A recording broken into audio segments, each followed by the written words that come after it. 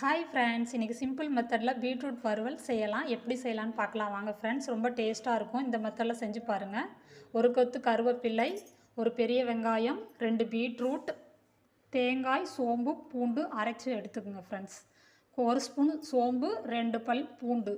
மசாலா வகைகள் 2 ஸ்பூன் மிளகாய்த்தூள், 1 ஸ்பூன் மல்லித்தூள், 1 ஸ்பூன் கறி மசாலா தூள். அடுப்பில் கடாய் வச்சுக்கோங்க. 2 ஸ்பூன் நல்லெண்ணெய் சேர்த்துக்குங்க. தாளிக்கு கடுகு கருவேப்பிலை சேர்த்துக்குங்க. வெங்காயம் சேர்த்துக்குங்க. வெங்காயம் நல்லா வாங்கினதுக்கப்புறம் பீட்ரூட் சேர்த்துக்குங்க. தேவையான அளவு உப்பு சேர்த்துக்குங்க. காய் வணங்க கொஞ்சமாக லைட்டாக தண்ணி சேர்த்துங்க ஃப்ரெண்ட்ஸ்.